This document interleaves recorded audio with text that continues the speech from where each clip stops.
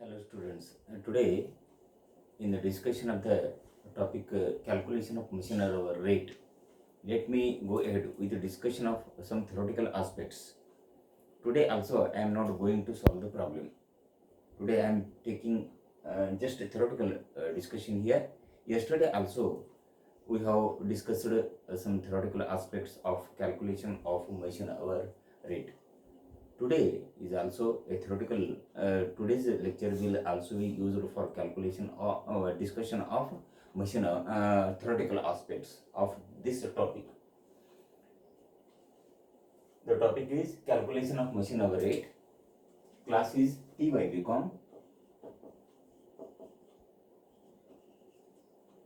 Subject is costing. Chapter is machine hour rate.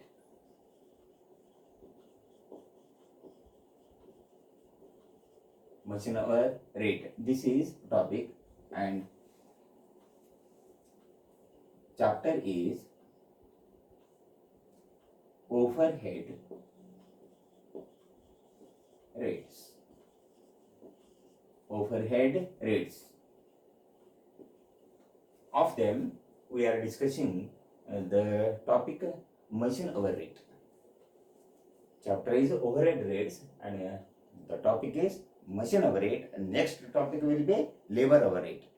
In the examination, this topic will definitely carry a problem carrying 7 marks or 8 marks. 7 marks or 8 marks. There will definitely be one problem carrying 7 marks or 8 marks. So, yesterday I have told that machine is a tool that we use for the working in the factory. Machine is used in the factory for the purpose of it is an equipment. It is an equipment, a specialized equipment for production of goods and services which is used in the factory. And if a machine is used for 1 hour, it is called as machine hour. If a machine is used for example, in a flour mill, it is a machine.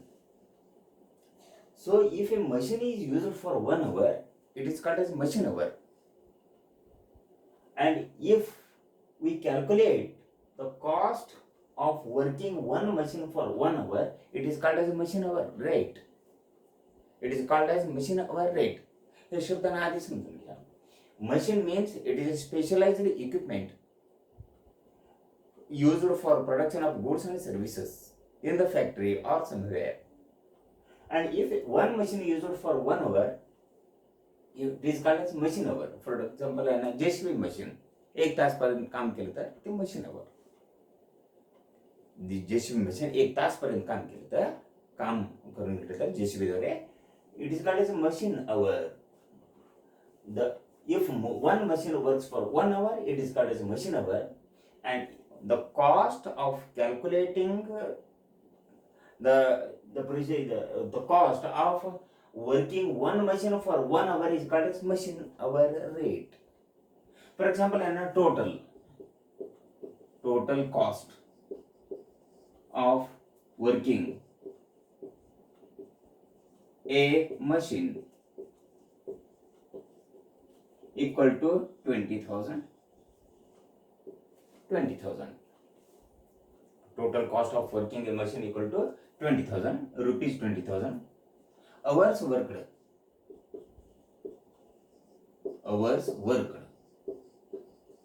equal to 2,000. किती तास काम झालं? एक मशीनद्वारे काम करून घेतलं मी 2,000 तास. 2,000 तासासाठी आले किती हजार रुपये खर्च करण्यात आलेले? 20,000 रुपीज. 20,000. 2,000 तासासाठी आहे ना 20,000 खर्च झाला. पण 1 तासासाठी किती पाहिजे खर्च? त्या खर्चावरून आहे ना आम्ही दर आकारतो इतरांकडून. त्यावरून आहे ना एक मशीन काम करून घेतलं तर इतरांकडून दर अथवा रक्कम किती आकारावं हे ह्यावर अवलंबून असतं. Therefore, machine hour rate equal to total cost of working a machine divided by hours worked. Hours worked. Hours worked equal to total cost of working a machine equal to किती 20,000 आहे. Rupees 20,000 divided by hours workday किती तासपर्यंत काम केलेलं आहे, किती 2,000 तास. Therefore equal to किती रुपीज, हे किती रद्द करा, 20 डिवायडेड बाय 2 इक्वल टू किती rupees 10 per hour. Therefore, machine hour rate equal to, therefore machine hour rate equal to rupees 10. ह्या पद्धतीनं कॅल्क्युलेशन करायला लागतं. ह्यासाठी आहे ना एक स्टेटमेंट आहे, त्यामध्ये खर्चाचं विभाजन आहे. सो ह्या जे काही सारांश आहे ना, ह्या चॅप्टरमध्ये ह्या टॉपिकमध्ये येतो. ह्या चॅप्टरचा ह्या टॉपिकमध्ये टॉपिक आहे, चॅप्टर कोणते ओव्हरहेड रेट आहे. मशीन टॉपिक कोणते, त्यामध्ये दोन महत्वाच्या टॉपिक पैकी पहिला टॉपिक कोणते मशीन ओव्हरहेड, सेकंड टॉपिक कोणते होईल लेबर ओव्हरहेड. सो ह्या पद्धतीने तुम्ही हे बेसिक फॉर्म्युला समजा 2,000 तासासाठी, त्याच्यानं साधा पद्धतीनं कसं 2,000 तासासाठी 20,000 रुपये, तर 1 तासासाठी 10 रुपये, एवढेच सिंपल. 2,000 तासासाठी 20,000 रुपये खर्च झाला, 1 तासासाठी इथेच इंटू 1 म्हणतो, 1 तासासाठी किती, 1 तासासाठी इक्वल टू किती 10 रुपये. Therefore machine hour rate equal to rupees 10. खर्च झाला किती 10 रुपये, आणि इतरांकडून 50% आहे ना नफा ऍड करून मशीन इतरांना भाड्याने दिलं तर आणि किती 10 रुपये खर्च, 50% त्यावर म्हणजे 5 रुपये नफा इक्वल टू टोटल किती झालं 10 अधिक 5 इक्वल टू इतरांकडून समजू आम्ही अजून करू किती 15 रुपये आकारतो. सो हे झालं मेथड कॅल्क्युलेशन. आता थोडं आहे ना त्या पद्धतीनं थोडं आहे ना कॅल्क्युलेशन करताना कॅल्क्युलेशन करताना पुढे जाऊ की मशीन अवर रेटचं स्टेटमेंट काय आहे. मशीन अवर रेटचा स्टेटमेंट इक्वल टू काय आहे. मशीन अवर रेट कॅल्क्युलेशन करताना एक स्टेटमेंट तयार करायचं. त्या स्टेटमेंटला काय म्हणतात calculation of machine hour rate. Calculation of machine hour rate, statement of calculation of machine hour rate. Machine hour rate calculation करण्यासाठी जे स्टेटमेंट तयार करतात त्या स्टेटमेंट, ह्या स्टेटमेंटमध्ये मुख्यतः 2 प्रकारचे खर्च आहे. खर्चाचा ना 2 पद्धतीने स्थूलतः विभाजन करतो मी. In while preparing a statement of calculation of machine hour rate, we divide the total costs, total expenses into broadly 2 categories. First one is standing charges. Standing charges अथवा expenses. चार्जेस इथे एक्सपेन्सेस म्हणायचे. Standing charges ला काय म्हणतात, आणखी एक नाव आहे fixed expenses. स्टँडिंगचा एक दुसरं नाव काय आहे fixed. Another meaning of standing is fixed. लक्ष द्या, स्टँडिंग चार्जेस और फिक्स्ड एक्सपेन्सेस. और दुसरं एक नाव आहे, ह्याला जवळचे अर्थ आहे ते टाइम बेस्ड एक्सपेन्सेस म्हणतात. टाइम बेस्ड एक्सपेन्सेस अथवा चार्जेस. जे खर्च आम्ही वेळेवर आधारित आहे करतो आणि कर्तृत्वावर अवलंबून असतो त्याला काय म्हणतात टाइम बेस्ड. फॉर एक्झाम्पल आहे ना मॅनेजर सॅलरी वेळ झाली की 1 महिना झाला की देतो, टाइम बेस्ड.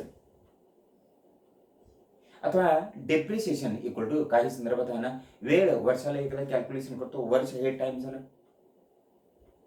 अथवा फॅक्टरी रेंट आहे, factory rent is a time based, it is a fixed expenses, it is a standing charge. Those expenses which are fixed in nature, which are for example or under name time based, they are called as standing charges, standing expenses. They do not depend upon the working of a machine. Machine काम केले की नाही महत्वाचं नाही, पण those expenses are to be paid. असलं खर्चांना द्यायलाच लागतं मला. मशीन बंद असून सुद्धा हे खर्च देतात. For example factory rent, manager salary, depreciation of machine, machine काम करू दे अथवा न करू दे डेप्रिसिएशन प्रोव्हाइड करायला पाहिजे. These are called as what we call standing charges. Once again, standing charges are those charges. लक्ष द्या, महत्वाचं एक्झामिनेशन मध्ये डेफिनेशन येऊ शकते. Standing charges are those charges which are fixed in nature. They do not change. They have to be paid. They must be paid. They have to be paid म्हणजे ते द्यायला लागते आणि they must be paid म्हणजे ते द्यायलाच लागते. तुम्ही उत्पादन करा अगर न करा, whether production is carried on or not, even though we are required to pay these standing charges, even though the production is zero, such expenses are called as standing charges. Once again, standing charges are those charges which are fixed in nature, which are time based in nature. They are to be paid or must be paid even though the production is there or not, even though the machine works or not. Such expenses are called as standing charges. त्यामध्ये कोणते कोणते आहे example तुमच्या बरोबर चर्चा करतो. पहिला कोणते स्टँडिंग चार्जेस मध्ये रेंट आहे. पहिला कोणते रेंट द्यायलाच पाहिजे. वेळ झाली की रेंट देतो आम्ही. दर महिन्याला एका भाडेकरी आहे म्हणून समजा एका व्यक्तीच घरात भाड्याने, त्यानंतर महिना झाल्यानंतर द्यायलाच पाहिजे. वेळ झाली की द्यायलाच पाहिजे. त्या घरात राहतात की नाही राहतात ते बघतो. रेंट आहे. सेकंड वन आहे ते म्हणजे ना रेट्स. पहिलं झालं आहे रेंट आणि सेकंड वन आहे rates equal to local tax. Local tax स्थानिक कर म्हणतात. स्थानिक स्वराज्य संस्था असतात, ग्रामपंचायत, म्युनिसिपल काउन्सिल आहे, हे सगळे जे काही ना स्थानिक स्वराज्य संस्था अथवा लोकल सेल्फ गव्हर्नमेंट म्हणतो मी, ते जे काही आकारतात ना घरपट्टी कंपल्सरली द्यायलाच लागते. रेट्स म्हणतात. पाणीपट्टी द्यायलाच लागते. आता इतर जे काही आहे ना टॅक्सेस जे ग्रामपंचायत फॉर एक्झाम्पल देतो आम्ही, it is called as rates. एकदा रेट्स अँड टॅक्सेस ह्या नावाने येतो. आता रेट्स मध्ये समजून घ्यायला पाहिजे की स्थानिक कर अथवा लोकल टॅक्स असं समजून घ्यायचं. They are fixed in nature. वर्ष झाले की घरपट्टी आहे ना ग्रामपंचायतला द्यायलाच लागते. सो हे झालं रेट्स. नेक्स्ट वन आहे आणखी हीटिंग. अतिशय कोल्ड एरिया असेल तर जम्मू काश्मीर सारखा तिकडे आहे ना हीटिंग आहे ना व्यवस्था करतात, म्हणजे आहे ना गरम असावं वातावरण म्हणून असं. हे हीटिंग चार्जेस ते मशीन काम करू दे अगर न करू दे, ते फॅक्टरीमध्ये सगळी हीटिंग व्यवस्था असायलाच पाहिजे. It is fixed in nature. Next one आहे आणखी एक आहे ते म्हणजे कोणते हीटिंग झालं लाइटिंग.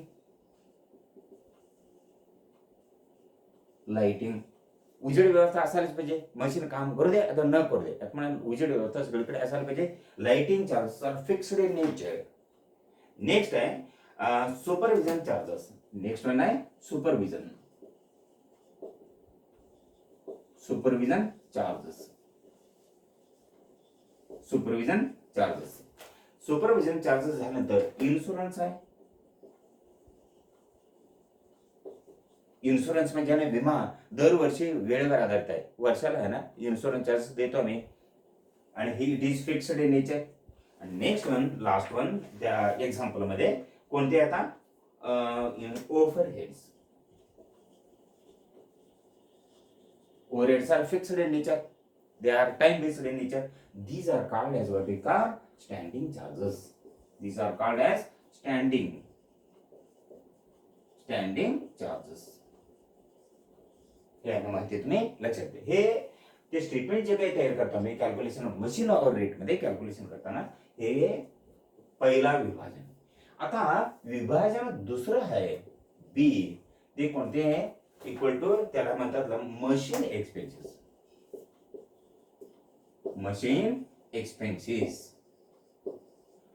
हे स्टँडिंग हे फिक्स्ड असेल तर machine expenses equal two variable असतं.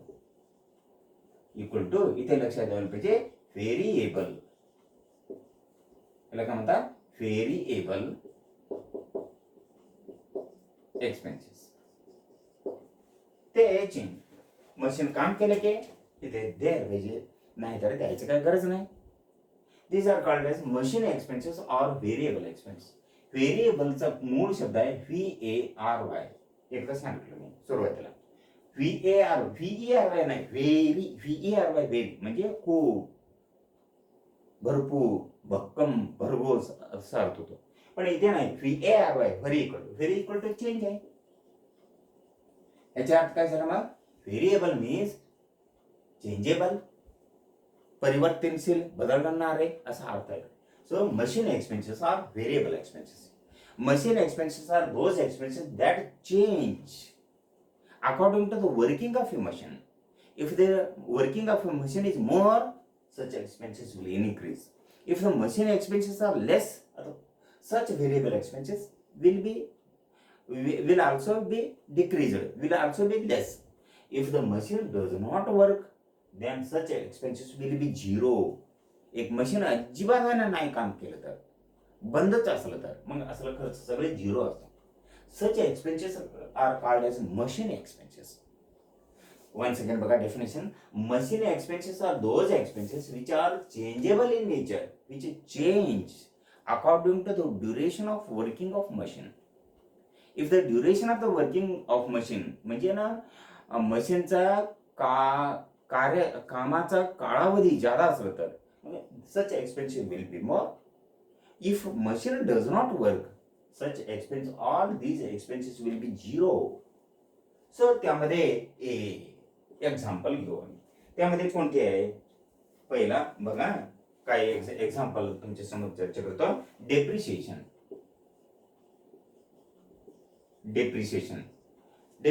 मशीन जास्त वापरलं तर जास्त डेप्रिसिएशन, कमी वापरलं तर कमी डेप्रिसिएशन, अजिबात नाही वापरलं तर एकेकांना डेप्रिसिएशन झिरो सुद्धा असू शकते. त्यानंतर नेक्स्ट वन पॉवर.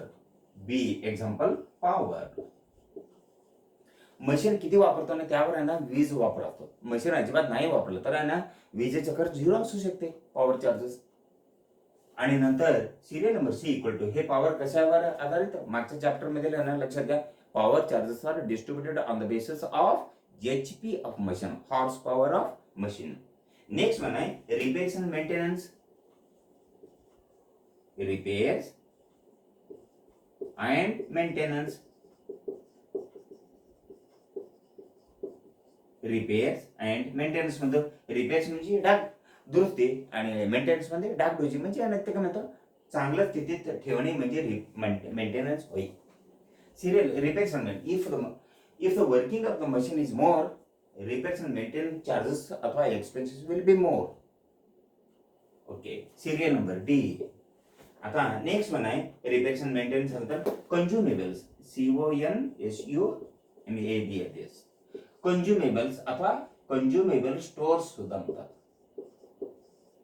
कंज्युमेबल्स तेवढंच आहे अथवा कंज्युमेबल स्टोअर्स म्हणजे ते कापसासारखं यंत्रे व्यवस्थित स्वच्छ ठेवण्यासाठी जे काही कंज्युमेबल स्टोअर्स वापरतो. मशीन ज्यादा काम केलं तर ज्यादा लागतो, कमी केलं तर कमी, अजिबात नाही वापरलं तर मशीन कंज्युमेबल स्टोअर्स खर्चच नसतो. कंज्युमेबल स्टोअर्स म्हणतात. Serial number E. Next one equal to consumable अथवा कंज्युमेबल्स अथवा कंज्युमेबल स्टोअर्स नंतर लुब्रिकंट्स म्हणतो. लुब्रिकंट मध्ये दोन प्रकार आहे. एक आहे ना यंत्रेसाठी वापरणारे ग्रीस आणि दुसरं म्हणजे ना मोबाईल. ह्याला लुब्रिकंट म्हणतात. व्यवस्थित यंत्रे काम करण्यासाठी जे वस्तू आम्ही दोन वापरतो आम्हाला माहिती असल्याप्रमाणे. पहिला म्हणजे ना these lubricants are the things used for smooth functioning of the machine. There are two things which you usually use. One is grease for machines and second one is mobile.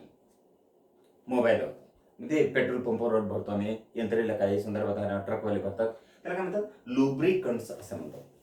Greece आणि mobile हे लुब्रिकंट्स मध्ये आहे. आणि next and last one equal to lubricants others. काहीतरी असलं तर तुम्ही लिहा. These are called as variable charges अथवा machine expenses. पहिल्या प्रकारचे कोणते? Standing charges. सेकंड वन कोणते प्रकारचे? खर्चात्मक विभाजन मध्ये दुसरं विभाजन कोणते? Equal to machine expenses. Machine expenses are variable. Examination मध्ये न्यू ऑब्जेक्टिव्ह टाइप क्वेश्चन येऊ शकते. Standing charges are fixed. हे बेसिक तुम्ही लक्षात घ्या. Standing charges are those charges which are fixed in nature.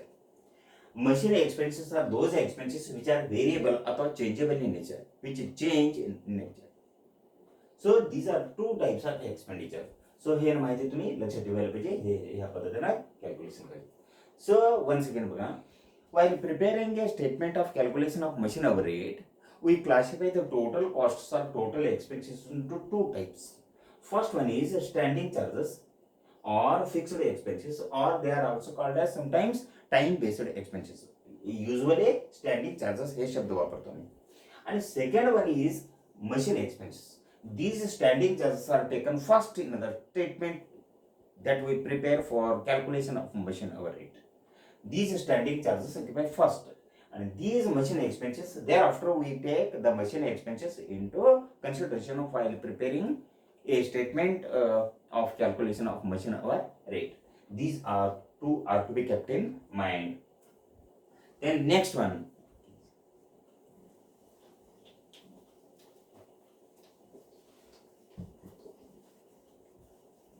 I have already posted a statement,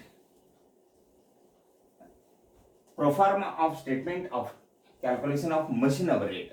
The statement is very important from the examination. That statement is very important from the point of view of examination. That statement is to be kept in mind by all of you. Just I prepare here statement of calculation of machine hour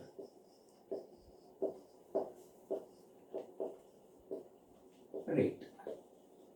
हे statements right. इथे दोन विभाजन करतो. एक column आपण particulars total per hour पर machine आवर. हे total rupees हे ते पर्टिक्युलर. इथे सिरियल नंबर ए पहिला तुम्हाला सांगितल्याप्रमाणे स्टँडिंग चार्जेस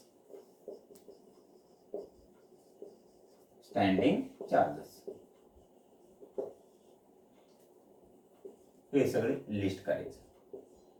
हे टोटल हे पर्टिक्युलर सगळे हे रक्कम आहे.